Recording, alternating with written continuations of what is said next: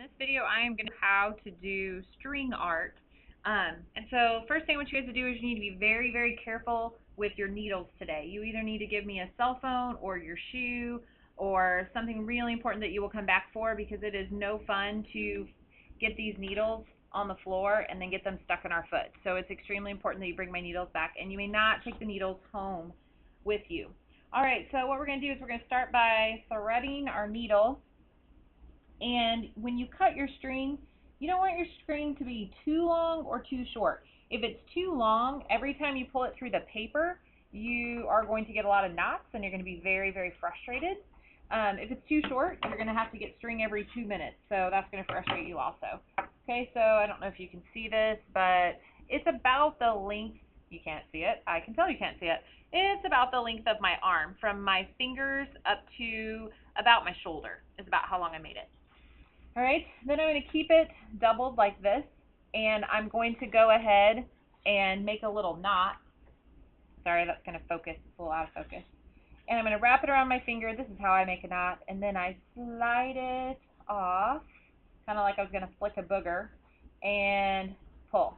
And that will give me a little knot. Okay? If you can't figure out how to make a little knot, then just tie it at the end.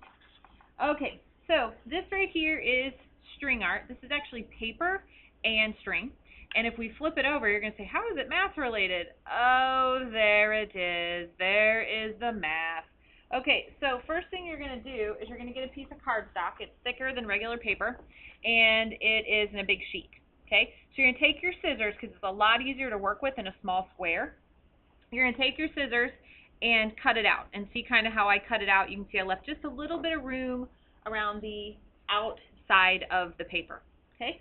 Alright, then you're going to pick your design, and I've left lots of examples, so you may look through the different examples and decide which design that you like.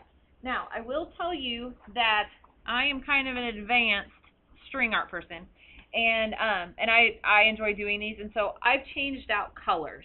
Now, changing out colors is advanced, okay? So yours, you probably just want to stick with one solid color like that. But as you do them, you notice that patterns emerge. And so like on this one, I could tell when my pattern started to change, and I knew to change colors. Okay, so that's completely up to you whether or not you think you're advanced enough to change color. Or you can change color randomly whenever you want, and you get like a rainbow design. That's okay too, whatever you want to do. All right, so after you pick your design number, then you are going to pick up a sheet like so. And up at the top, it will tell you that this is design 1.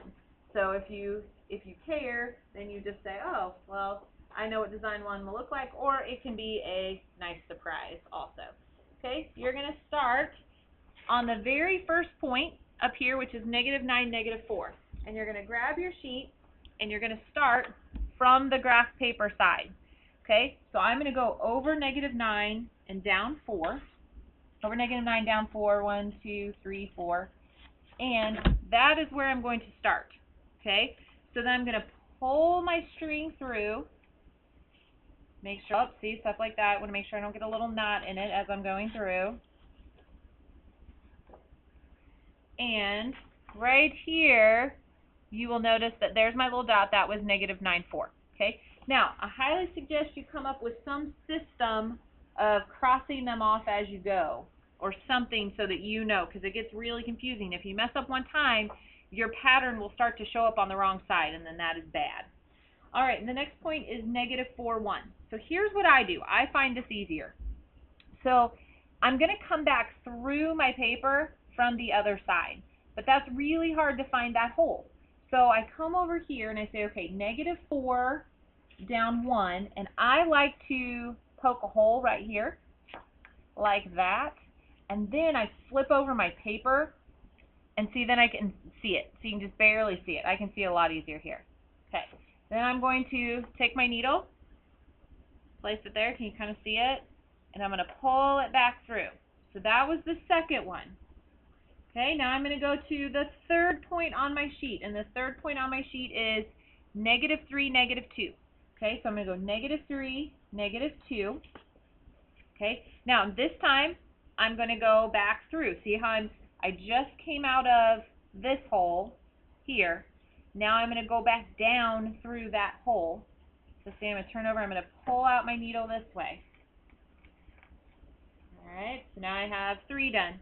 Now I'm going to go to the fourth one, which is -8, 3. And remember, that needs to come back through the back side.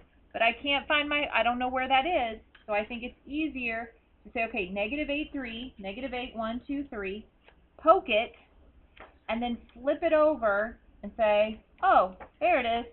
It is right there. So now I know to come back through that one. Okay? Alright, so now you're probably saying, okay, I got that, Mrs. Grimm. I'm ready to go. But what do I do when I need more string? Okay, so let's pretend that this string is now too short and I can't pull it through anymore. So what you're going to do is you're going to grab some tape, and you always want to make sure it's too short on the side with the grid, because that's the part that's not going to show. And so I'm going to take that and I'm going to tape it down like that, and I'm going to snip it. Okay, so now it's secure, it's fine. Then I just go get another piece of string, tie a knot, but then my next point then, because I just came through on this side, so remember I just came through on this side, now I'm going to want to go back through like this. So when I go back through, my knot will stay on this ugly side.